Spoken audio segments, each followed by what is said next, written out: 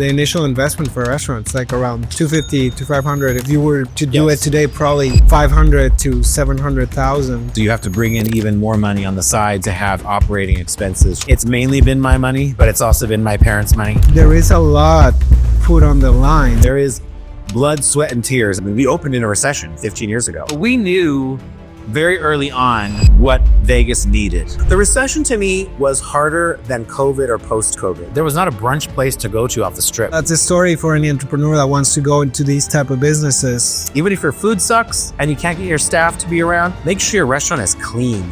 So there's been a lot of ups and downs in Vegas. How did you guys navigate those? Welcome to the Vegas Voices podcast. My guest today is Bryce Crossman, co-founder of the beloved DW Bistro. For 15 years, DW has been a Las Vegas mainstay for brunch lovers, locals, and celebrities alike. As they prepare to close their doors this April, Bryce reflects on the restaurant's journey from a modest turnkey space during the 2008 recession to the buzzy brunch and diner spot that fans love and know today. I hope you enjoy hearing Bryce's warm, welcoming take on community, cuisine, and what comes next. Here is DW Bistro's own Bryce Crossman. I'm loving this experiment as I get to go around the city and I get to interview and sit down with more local agents. And today I am very honored to have Bryce Crossman from DW Bistro. Yeah. Welcome to the show. Thank you. Thank you, Sergio. So there's another part to this, and that is your partner, yes, Dalton, right? Chef Dalton. So Chef Dalton's not here. I would have loved him, but, loved Chef. What, tell me more around, like, you guys, when you are guys connected, I think around 2000, right? Yeah. And how does this whole concept of DW Bistro start? I mean, you've listened really well. Okay. Because, we met in November of 1999, actually, and he had just moved here maybe a year before, and I had just moved back. I was living abroad for a minute, and we ended up meeting at Williams-Sonoma. That's a kitchen store. Okay, makes sense. At the time, there was only one location. It was in the Fashion Show Mall, which is now no longer there. And we met because I was in there looking for a specific pie pan for my mom for Thanksgiving.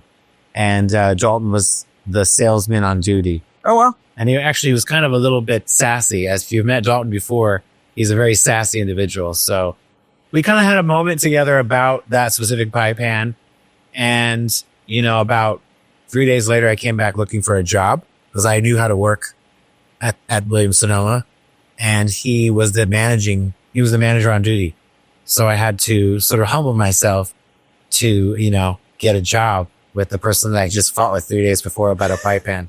So it was, not tail between my legs kind of thing, but I had a really good reference. Actually, it was his best employee there, and she was my reference. And so I got the job because of her. So, and then we forged a friendship around food right away. I mean, it was holiday time, 1999. He was making things for his family. I was making things for mine. So sort of recipe swap. Obviously, Williams-Sonoma is very, kitchen friendly. So we were selling espresso machines to ladies in the neighborhood. Dalton had cultivated relationships with a lot of these clients. These were the tried and true fabulous people of Las Vegas. And I'm born and raised in Vegas. So, we knew a lot of the same people in the same circles. One of the few.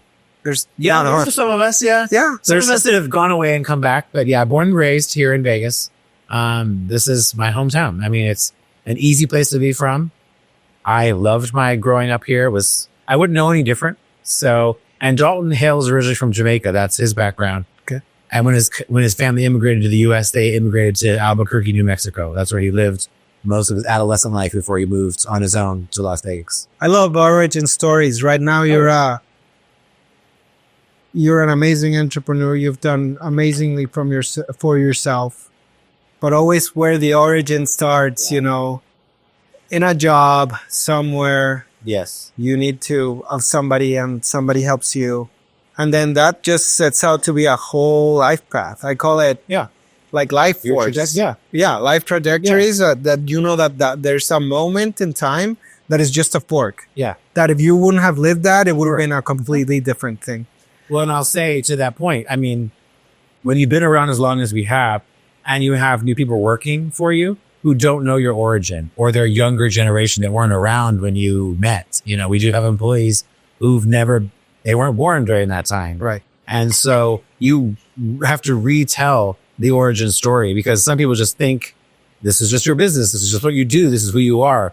And they have to sort of see the canvas where you started to where you are now. It wasn't always so pretty. Correct. So then this will be in perpetuity for you to tell your story for YouTube forever, right? Well, however long YouTube lasts, who knows? So your friendship with Dalton runs very deep. Yes. Was there a particular moment when the decision to start the bistro was solidified? So, Will Williamson was one job. That's where we were together. And then we broke off, and he went to the House of Blues, and I worked in public relations for shows on the Strip. So my food world only coincided with him when he would cater, and he needed a bartender, a sous chef, a server to carry a tray. I did all of those badly. Sous chef, I didn't cut the vegetables just so evenly, so they kind of cooked uneven. If I was at a party with him and I was carrying a tray of champagne flutes, they inevitably ended up on the ground inside the Forum Shops and Caesars. And as a bartender, I actually excelled really well at the bartending. Correct. A lot of it was just white wines, spritzes back in the day. This is, early 2000s. But Dalton went off and did catering, and then he co-founded a catering business with someone else. And he was doing that for a long time. So I slipped in there to do events. And then he broke off on his own and, retained some of the same clientele who obviously later became our clients here. This was not in the cards. Restaurants was not in the cards. I wanted to do cooking shows. I wanted to do cookbooks.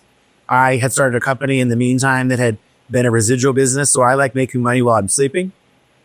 And restaurants are not that type of business. You fall asleep while working kind of thing. And so we had frequented a restaurant just down the street.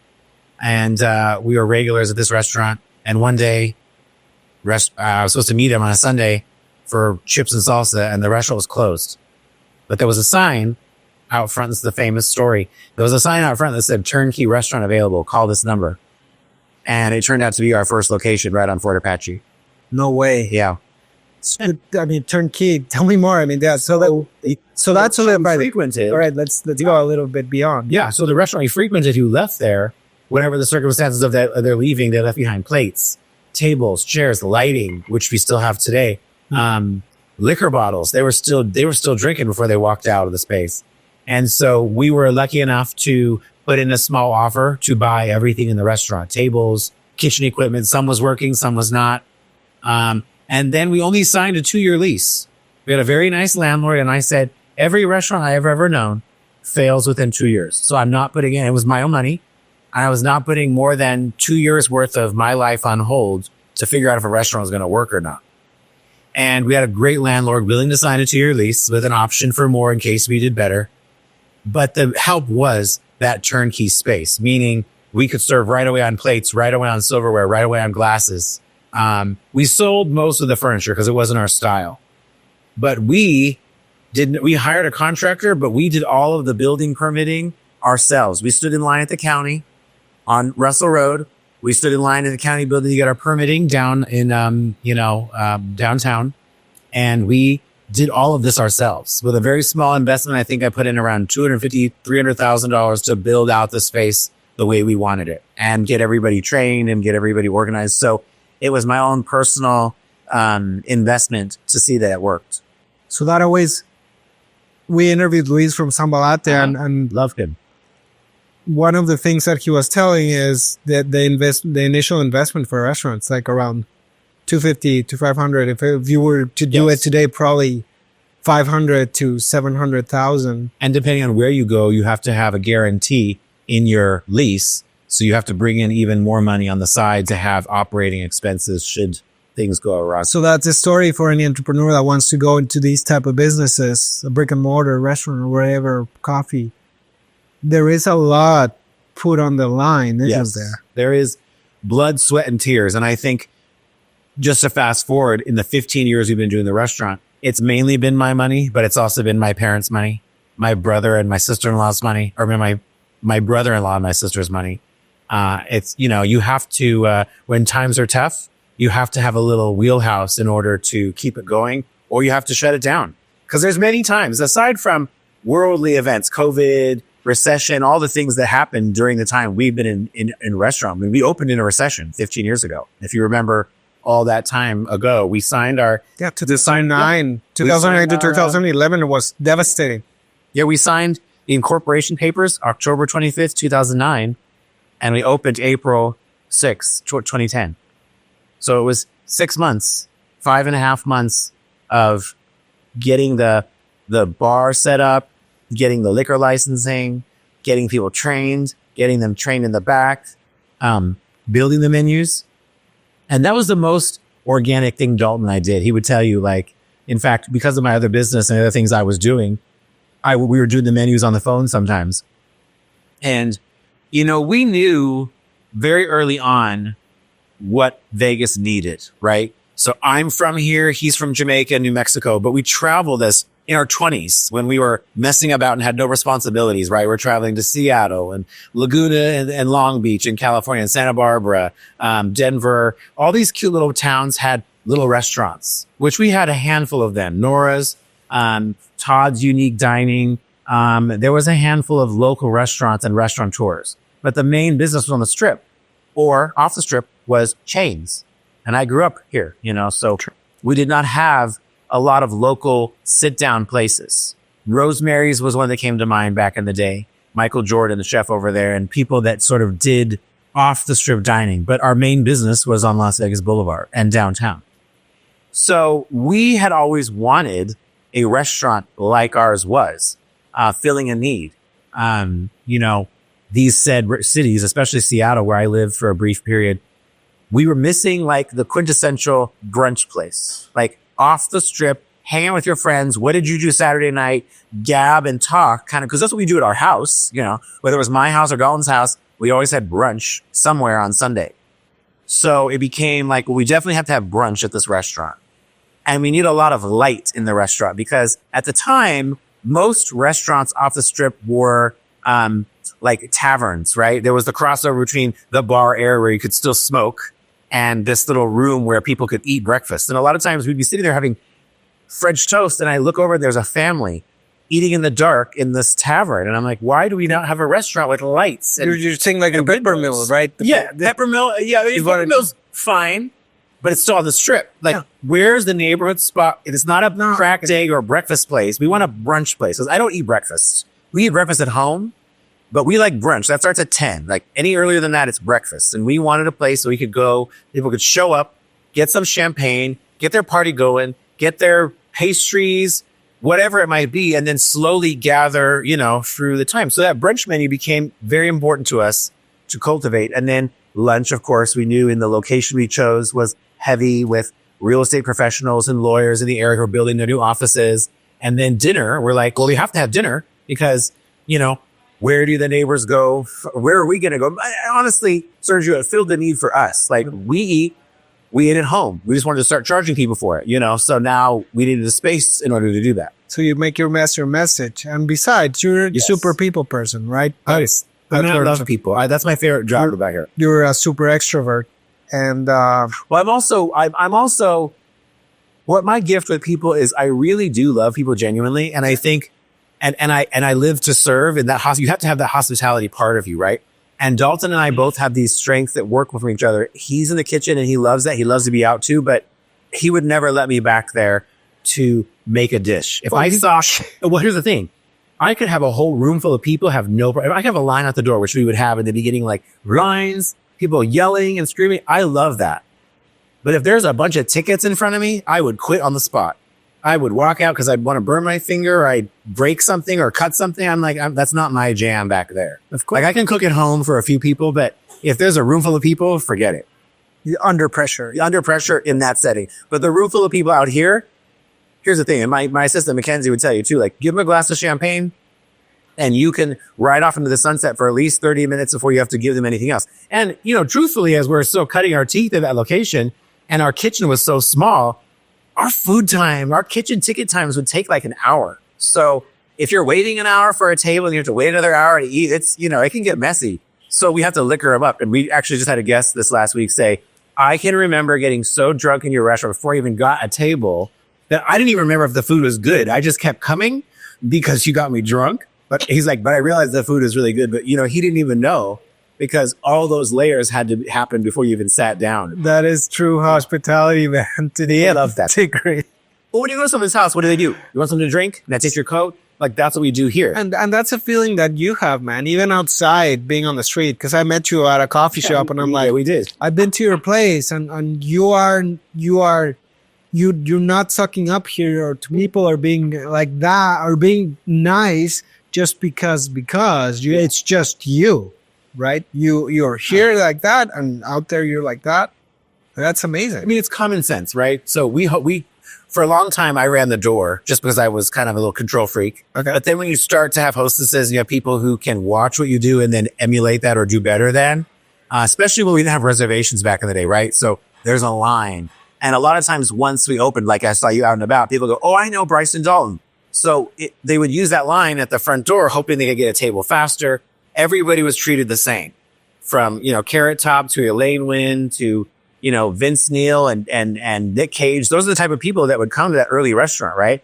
And it was just this sort of organic rub shoulders. It was tight in there. I mean, the bar was like 8 seats, maybe, not even, maybe 6. And Dalton would sit at one of them. So there would be that many more seats, and it was kind of the kitsch of it, like touching someone's shoulder. Oh, I'm sorry. It was probably 3 deep at the bar. I had 2 bartenders in a bar rack and they're just plowing through drinks. It was wild. It was absolutely wild. Those early days. I was just, I can see it. As I'm saying this to you, I can see, and it's funny because my hostesses now, we have a proper host stand now after 15 years. And one of our hostesses came back to work with us for a little while towards the end. And she was one of our early hostesses. She goes, I had like a little table to work from. There was not a barrier between you and the client. So it became more like, hey, how are you today? Nice to see you again. And a lot of restaurants, they have a sign that says, please wait to be seated. Or people come right in and say, hi, I'm a party of 2. And I'm like, no, I'm not asking how many you are. I'm asking how you are. Like, we're just having to let people let their guard down, right? It's not a typical restaurant. You walk in and you just hold up your fingers. How many people? I can tell how many you are. Like, let's have a rapport first before you sit down. Let's have a moment if we can, just so I know how you got there. Maybe I'm sizing you down in ahead of like, who should they sit with? Who should they sit nearby for they have a really great experience to go? You want them to have an experience given them where it's like, maybe they don't like to be where the music is too loud or they don't want to be where by the kitchen. You can kind of read. And if you have no space left, you're going to put them wherever you got to put them.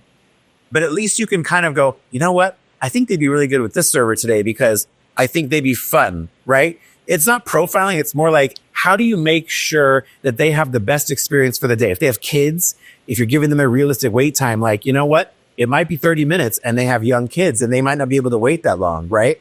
Because, again, the kitchen times were long and things are arduous on Sunday.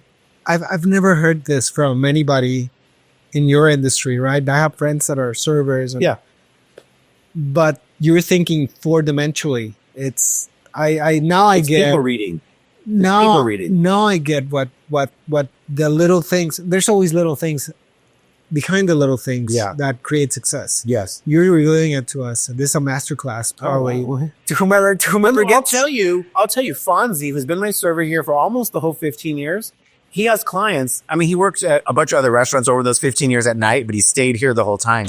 A lot of those clients I just mentioned that I thought, I'll sit with Fonzie, they still sit with Fonzie now, right? So these are clients that have come in for years, whether they're in the industry as well, or whether they're just people that have loved Fonzie, they come in looking for him, right? Because you do that when you go to a restaurant, right? You go, hey, I wanted to sit with so-and-so because you build a rapport with the server because they're taking care of you, right? You're parting with your money. You could eat at home.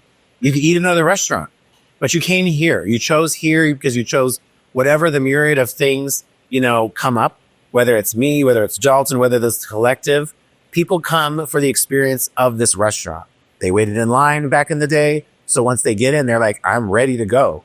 And you just have to really carry them through the whole experience. It's like when you board a plane, right? I mean, you used to be back in the day when you boarded a plane, you were carried through the whole process. Here's your seat.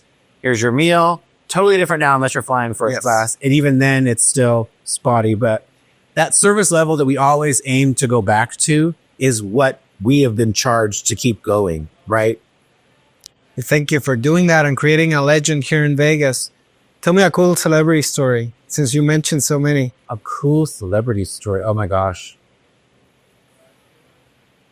I mean, we've had, you know what I'll tell you actually is a friend of mine that became a friend through my other business, and she came to our restaurant was an old Entertainment Tonight commentator named Lisa Gibbons. She had a show called X. She was the head host of Extra back in the days. Yeah, I think so. And Lisa Gibbons, I became friends with through her Alzheimer's charity. Okay. Her mom and her grandmother both passed away from Alzheimer's. My dad passed from dementia. And she became a close personal friend. And she would come to the restaurant every now and then. It was just, we just had such good moments with her.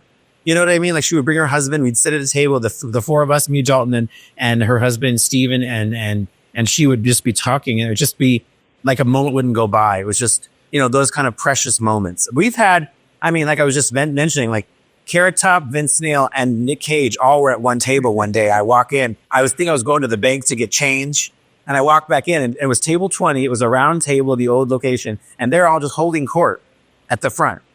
And you pull up to our restaurant at any given moment, there's some nice cars in our parking lot back in the day. In fact, part of the reason we left that location is because there was no more parking with us being there. We took all the parking space. Well, was it in Fort Apache and what? So it's Fort Apache between Russell and Sunset. Over there's a Starbucks in that center.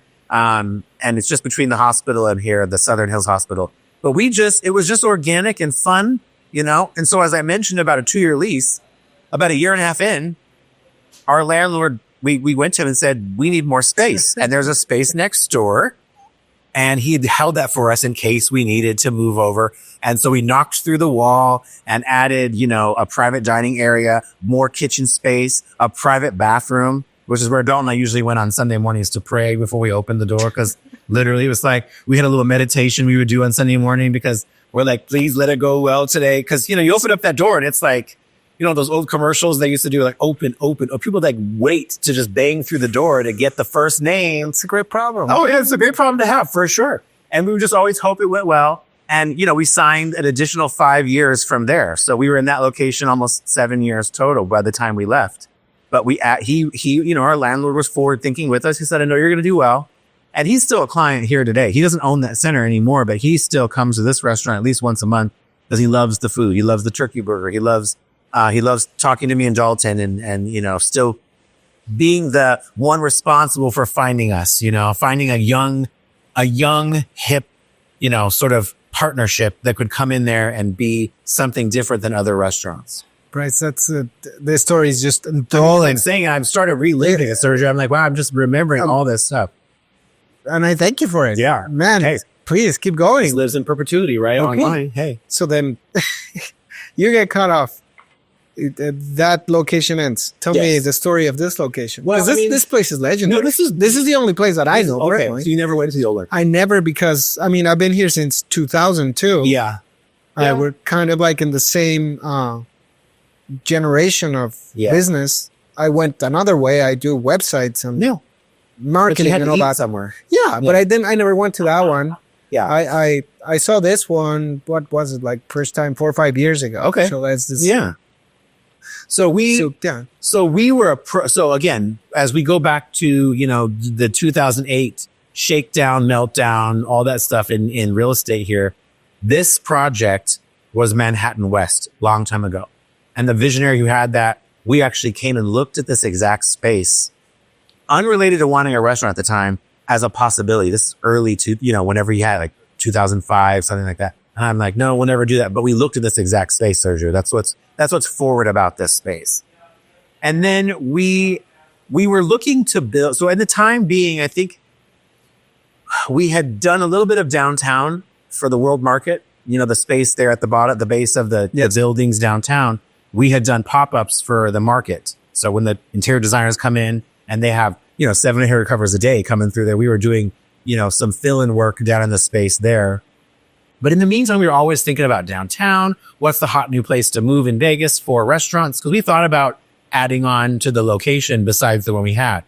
Well, these developers had since bought this, this left alone Manhattan West project, and they refabbed it, and they came over to our space, had a lot of meetings at DW because obviously we're the closest sit down restaurant in the area, and obviously fell in love with our food. Makes sense. And they desperately wanted us to open something here. At the time, we were willing to do 2 locations because the one was going to be just the restaurant, and this location was supposed to be a market. In your other cities, other big cities that have restaurants attached to little markets, we would have like a sitting area for dining, but then you'd come in here to get your to-go items, your floral, all the things that you would need in a little, like a mini Whole Foods, Eataly kind of thing like that. But we saw it in New York, Chelsea Market. We saw it in Seattle in little markets. We saw it in LA in Brentwood, the Farm Shop, places that had, dedicated seating areas for dining. But the rest of it was like, you're getting your cheese, you're getting your coffee, you're getting your pastries, and it's all, unlike a food hall, which is all these different stalls, it was all going to be DW stalls that you'd pick up your cheese, your ready-made burgers, stuff. So we'd have clients that said, I'm going to back my car up and you're going to fill it in with the groceries. And because the gentleman had, the forward thinking of the residential part, we thought with the density and the kind of clientele that would live here, that would behoove us to open a market. We were going to take almost 8,000 square feet in here to do that market. And it was, what is this right This is 4624, So which would have been just the space next door to make it almost, it's like 7,900 square feet. Sounds epic. That would have been. It was a $2.5 million build out that we couldn't get, and I was not Mr. Moneybags for that, at the time. So I was not interested in doing it all alone. So I was bringing on a potential partner, and they committed and then they backed out at the last minute for a large amount of that build out. So in the meantime, the owners of the Gramercy at the time said, why don't you just move your restaurant over here? And our lease was coming due.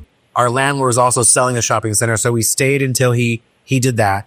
And then we moved over here with the restaurant. Now, to not lose a lot of time, we were still operating over there as a full service restaurant while they were building this out. Oh, cool. And we were able to close just at the beginning of October of 2016. And we opened here in the middle of November 2016, just 1 month of downtime, because we'd only had to bring over some furniture, some lighting. Everything else was built out, kitchen equipment. All of this was built out for us. So all we had to do was just move right in, train. We trained at another facility for some of the new menu items that we were going to do. And then we were open within a month's time. So there was not a lot of downtime for us to turn and burn this. And we've been here now 8 years in this spot. Everybody came. One of the things that I observe about this place, in my opinion, it's a circle. Yes. There has to be a lot of gravity. There has to be a lot of gravitas, a lot of magnetism to bring a person in here, Sure. right? Because it has to be found. So Yes. everybody from the other restaurant came, and you bring in that gravitas here, right? How does it? Yeah.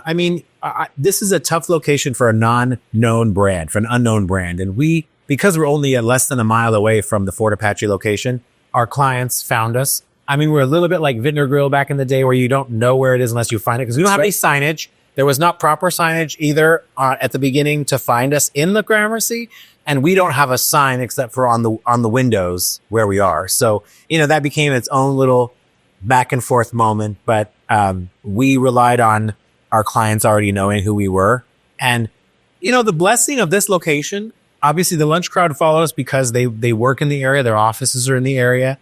The dinner crowd was a little bit more dodgy for us, but the brunch crowd is the type of crowd who follow you, and they don't ever come for any other meal period, right? They don't come for dinner. They're not the lunch crowd. They come specifically for Saturday, Sunday brunch. So in Samba Latte, Luis is very proud that he started the whole latte culture in Vegas. I guess you're proud of starting the whole brunch culture in Vegas, because now everywhere is brunch. Yeah. I guess, right? Well, there was brunch in other cities, but yeah, we had, like I mentioned at the beginning, on the top of this, there was not a brunch place to go to off the strip. There was just not. You went to the strip for like a champagne brunch or a buffet brunch at the hotel. Yeah, back then was Lavo. There was no Lavo. None of that was around. There was nobody doing party brunches. We were doing DJ brunches. We were doing pajama brunches. We were doing theme brunches before anyone else in Vegas was doing any kind of theme.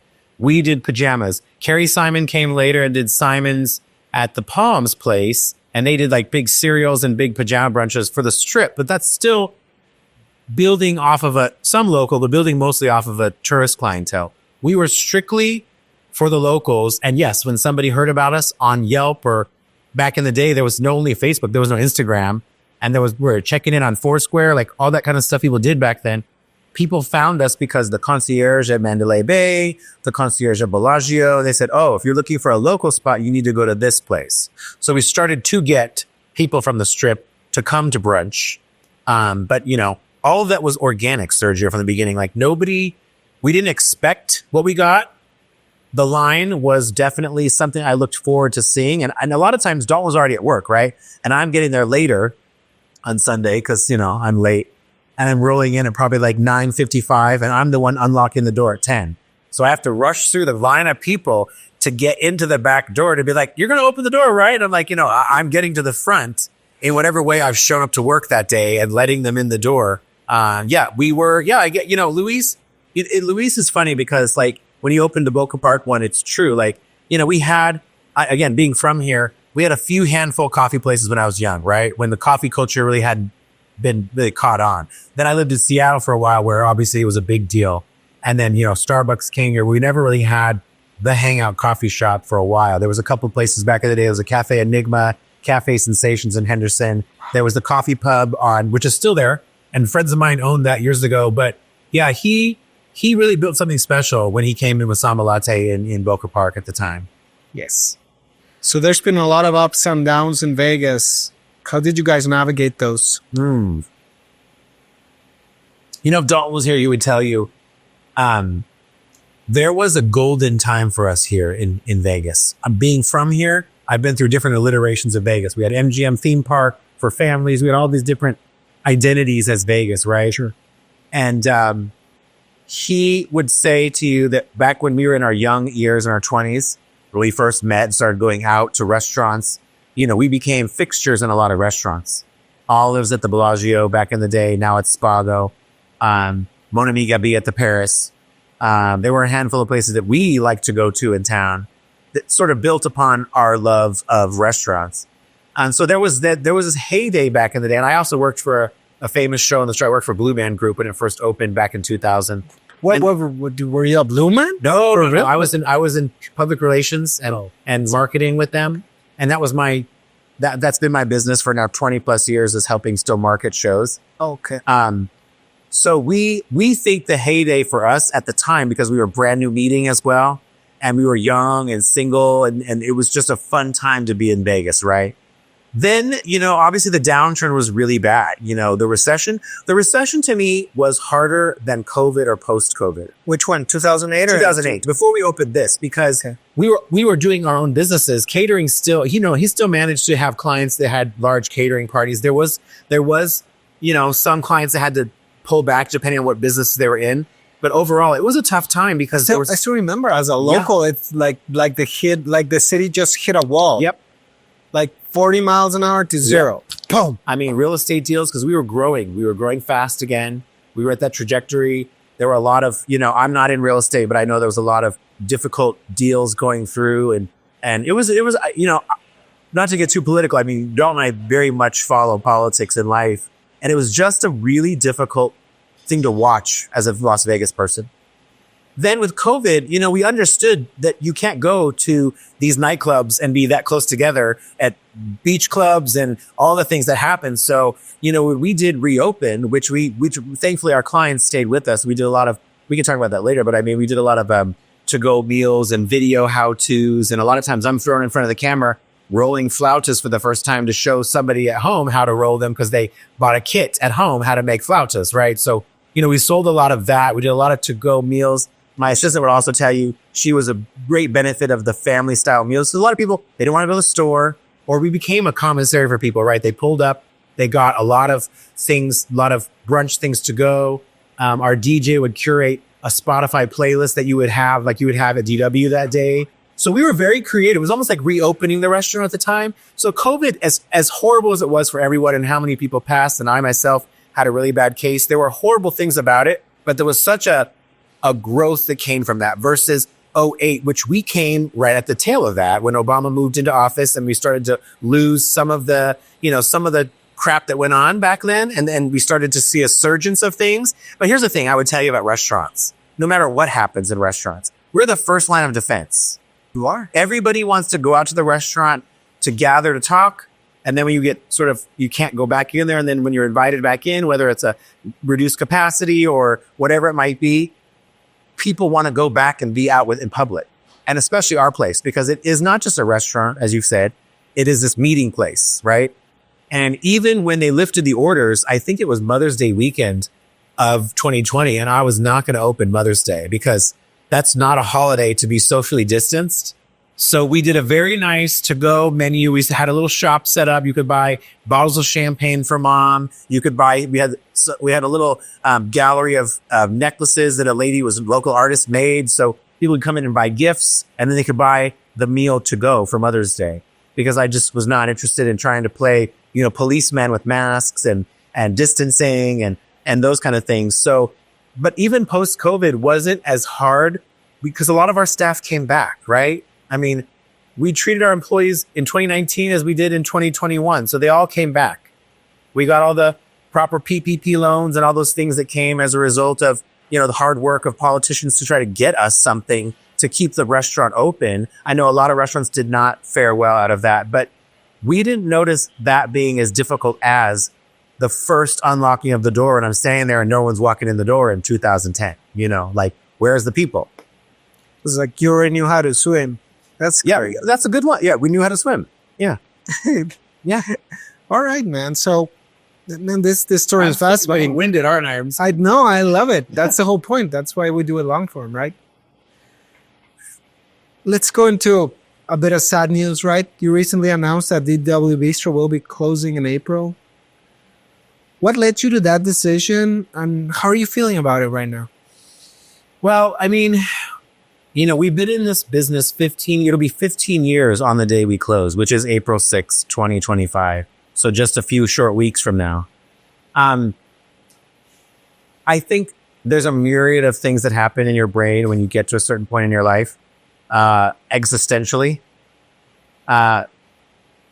Obviously, I started I told you that we were supposed to move here with a market, the idea. Yes. And that was hard not to do because we've done a restaurant before.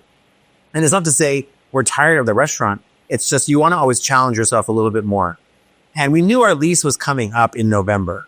And we had shopped over the years with different people to maybe partner with us, but it just never felt right.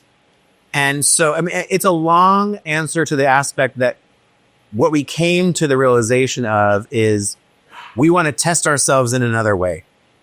And the lease was up in November of this last year, but we decided to extend until April to, number one, give our employees time to find other work, also to help them, because we have some guys that have been here a long time. Some guys and gals that have been with us, some of them 10, 11, 12, 14 years. And so we want to give them an opportunity to be placed somewhere that we know. Again, as I told you, Dalton and I eat at a lot of restaurants. Yeah, you know a lot of people, and as long as they represent us well in that location, we would put a recommendation to them for there. But also to get to that number. I mean, when you think about it, Seinfeld ended after a certain number of seasons.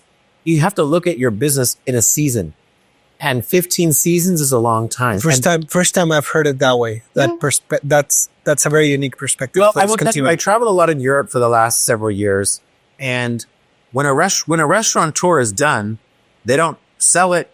They might give it to their kid if their kid is brought up in the business. Neither Dalton or I have children, so it's not that we're going to pass it to the next of kin. There's just a period where you do, and in fact, I talked to this really well-known chef in Florence who's been asked to be in Dubai and all these places, and he said, "I'm here. My restaurant is here. It's in Florence, and when I'm done, I'm done." And I catalog that in the back of my mind, because the idea that when you're done, you can call it. You might resurface elsewhere doing something else, but it's good to take a break every now and then in life to figure out what is your next move for the rest of your life. There's pictures in here, and I'm sure you'll see them later. In fact, someone was pointing it out. There's a picture in here of me and Dalton the day before we opened the old location, because someone was like, "Who's that?" I said, "That's me. I just had more hair and I was younger. I was 33 when I started the restaurant. I'm now 47 years old. Okay. So that gives you an idea of, where you are in your life, what you want to do with the rest of your life. Not everybody gets that chance, but you do. So happy for you to take it. So when you think back to that first day you opened and compare it to now, what's changed the most, both personally and professionally? Well, personally, I don't look the same. I have glasses. I have lost hair, but I have knowledge and I have a base and I have an understanding. And I will say, from being a kid, when I used to babysit these two kids, we used to play restaurant. And her mom found a menu that I made when I was like 12 years old that I used to give to her kids, right? And it had a bunch of fancy items in there. Of course, I only made the mac and cheese, but they could order, filet mignon and, whatever I wrote in bad spelling at that time. I always played restaurant. So I think innately, as you said before about the way I'm with people and the way Dalton is and with the way he cooks, we both have evolved. But I think the intention of the restaurant's always remained the same, just to love on people as they come in the door. So that'll transcend to whatever other avenue in life you take. Yeah. We'll love virtually if we do things online. We'll love in a cookbook setting if that's what we end up green lighting. And if we choose to do another location down the road, we don't know. It all remains to be seen. Well, we'll leave it to. We'll see it in posterity. So you've mentioning wanting to celebrate these final months in style. What can fans of the restaurant expect? Special events, team brunches, any final menu additions? Oh yeah, I mean we're blessed that the restaurant has gone through generations of people. I mean, my assistant, her kids work here. They started coming here when they were young. We meet kids now who started and now they're graduating college or they're driving a car. So people have had shared special moments with us. So of course we want to, give that back to them in whatever way we can. So we have a myriad of different brunch things coming up, theme brunches, everything from drag brunch, pajama brunch, superhero brunch, sweethearts brunch, Oscar brunch, all these things coming up. Some special nights. We have a Lunar New Year tomorrow night. We have different themed brunch or themed dinner nights. And then we have culminating to our last hurrah, which of course has to end on a brunch day. And it happens to be April 6th, our 50th anniversary, falls on a Sunday. So there'll be a long 6-8 hour brunch out in the courtyard. It'll be a ticketed event. There'll be information on our website on how to buy tickets to that event. Music, food, a big confetti cannon send off. Who knows? We'd be honored to big mess. We'll be honored to attend. You'll be here. Yeah, for sure. All right, so what are the top lessons that you've learned from running this restaurant? And what would you lead to an aspiring restaurateur if you were, let's say you were talking to yourself 20 years ago with your experience? Find people smarter than you in a lot of ways. Operationally, always, the best job I ever had when I hired in my first business was have an attorney and an accountant. Those are the two most important jobs. And then after those are in place, especially if you have partnership agreements, and leases, definitely have multiple people, have a person, in commercial real estate look over leases, not even just your attorney, because there's a lot of hidden things in leases. So I'm very versed in leases now. I would say also, monitor your menu. Dalton and I did not do a very aggressive menu. It's not a Cheesecake Factory menu. You don't have pages and pages. You have one page. And try to mirror your dinner and if you're open all these times of service, try to cross over as much food as on both as you can, so that you save on food costs and labor and prep time. And those are things we just learned just based on how we built the menu. But definitely have fun. Make your job, do it for the right reasons. Because restaurants, people say, "Oh, I want to open a restaurant." I'm like, you have to have so much passion behind food and people, because those are the two main components that drive you every day. I would much imagine, I'm not a parent, but much like raising a kid, you have to know you're in it for the long haul, because, you just can't give up. You have to feed them breakfast, lunch, and dinner and get them off to school. But for us, it's managing over 30 people at any given time. and, and get yourself a good graphic designer, because they become, after your attorney and your accountant are in place and things are in place, your graphic designer becomes your best friend, because, and there's a lot of AI out there in different services, but nothing takes the place of a really good graphic designer who is in line with you for the way you market your business. Because for us, we've never really advertised DW. We've never bought an ad anywhere. It's all been word of mouth or social media, obviously. But also, if you have really good branding that coincides with all of your graphic design, it runs seamlessly. Because people look at your whole page. They look at the way you carry. They look at the way your menus are made. Keep your restaurant clean all the time. Even if your food sucks and you can't get your staff to be around, make sure your restaurant is clean. There's nothing worse than walking to places, the bathrooms are dirty, people don't care, there's towels all over the floor, there's whatever else on the floor, bars are sticky, bars are messy. We have the restaurant cleaned every week in here, but I'm a huge fan of cleanliness in a space, because it mirrors how you live your life. How you do anything is how you do everything, right? So in that setting, when you're looking at your business, treat your business like it's your home, because a lot of times you're here way more than you are in your home. So, which is definitely true in the restaurant business. That's true. That's great perspective, man. So how do you hope DW Bistro will be remembered in the Las Vegas dining community? Well, like you said, when we run into in places, I think people sort of have this sort of clutch the pearls, like, oh, I love that restaurant. It's like, it's a personal, when you say the name DW Bistro, oh, I love that place. Or, oh, I had my wedding reception. I had my first date there. I had, there's a lot of stories that come about of this restaurant that we hope to keep hearing from people, whether that's in the virtual land or we pop up somewhere or whatever. I think the legacy of us already is, like you said, if you want to anoint us as the brunch place of Las Vegas in the beginning, we've also paved the way, like other people did for us.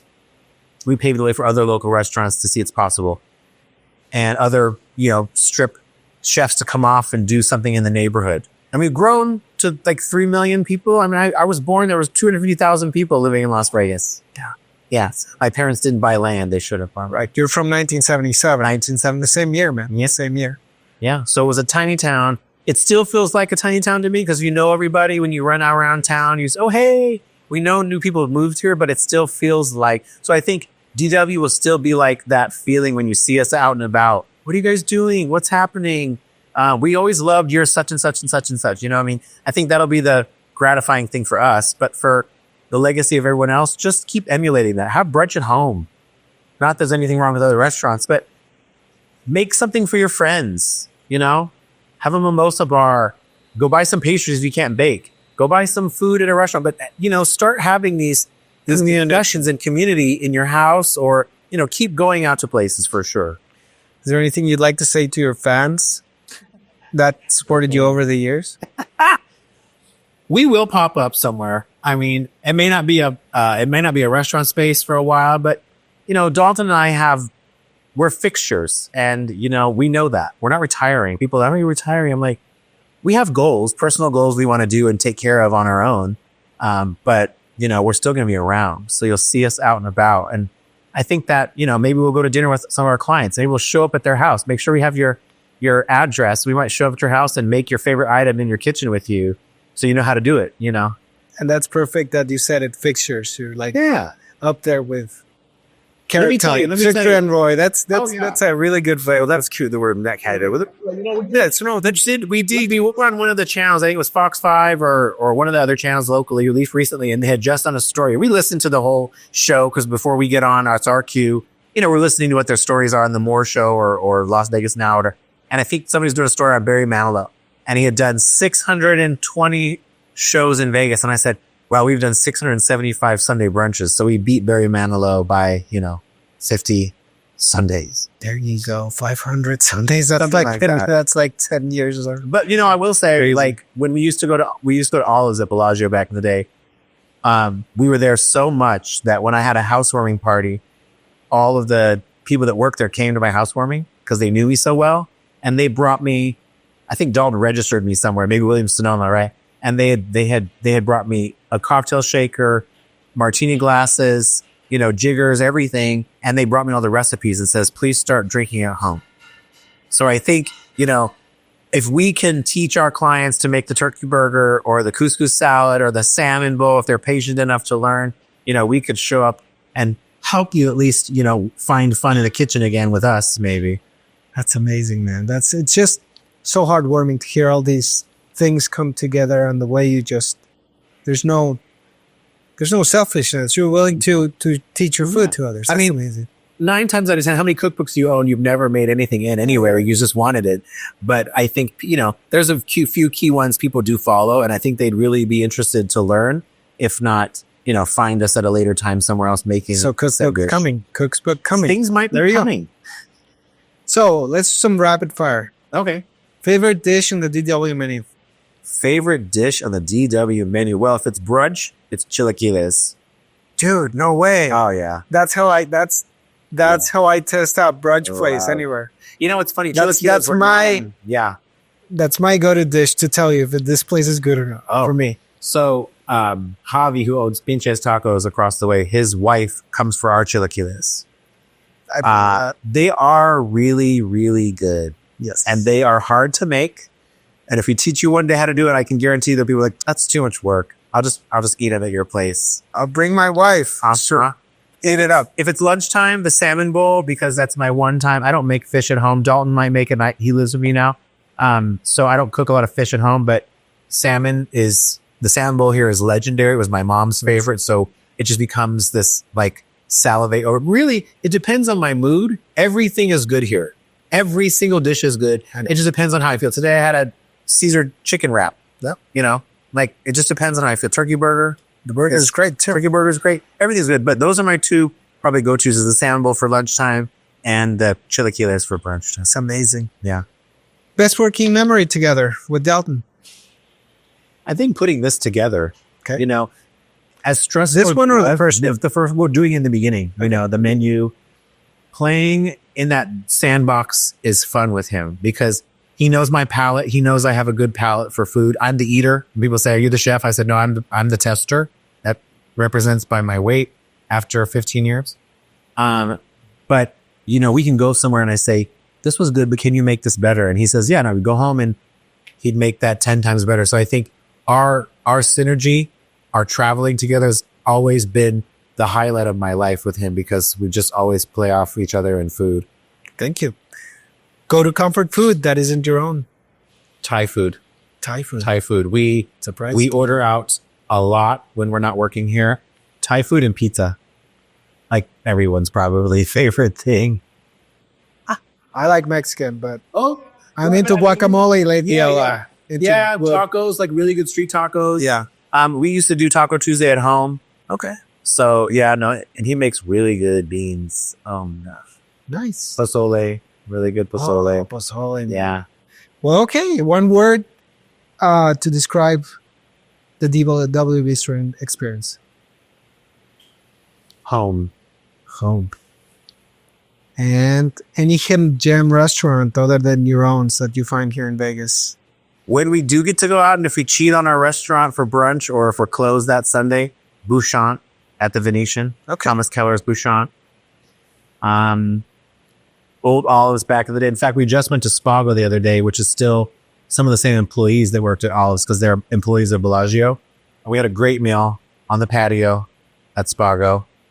Milo's at the Venetian is also one of our other go-tos. We don't get out. It's funny enough when you say this, we don't get. Nico's at the Durango Resort. Okay. Oh yeah, that's become our new bar hangout. Nice. Yeah. Nice. Cool, man. So let's wrap it up. If you could leave our audience with just one key takeaway, whether it's about perseverance, food, friendship, what would that be? I would always err on the side of leaving people with consistency. That's what makes a restaurant, because that's what makes any business, honestly. And I always tell my staff at both businesses I have, we don't have competition. The competition we have is with ourselves. Are we better than we were yesterday? And are we consistent with our messaging and our intention? Because it's the same as day one as it is now. We're just older. but the food looks the same. Some of the plates are still the same. Some of the cocktail list is still the same because people like that continuity, but they also want it to taste exactly the same that they had it. If they remember their palate, then they fall in love with it all over again. Thank you for all these insights, your wisdom, your stories, your context of Vegas. How can listeners make reservations? Stay tuned on final events. Connect with you both before April rolls around. So we're going to keep using our website even after we're closed, dwbistro.com. It is a good place to find information. Not a lot of our clients are always on social media, but you can still find us on all the domains, Facebook, Instagram. I think we're on those too. And then, we have a reservation platform, Open Table. So you can go make reservations Tuesday through Friday for now. The weekends used to be no reservations at the old location. This location, we put reservations in after COVID. And then now, because, it's a race to the end of the finish line, we made no reservations on the weekends. So it's a walk-in only on Saturday, Sunday. So we have our line back again at 10 a.m. on Sunday morning to get in here. Just like a club. Just like a club. And we'll see you on April 6th. And April 6th, there'll be information on the site to be able to book those tickets to come to our final brunch. Thank you for being a legendary Vegas voice. Thank you. We appreciate you, Bryce. Thanks, buddy. Appreciate it so much. Thank you.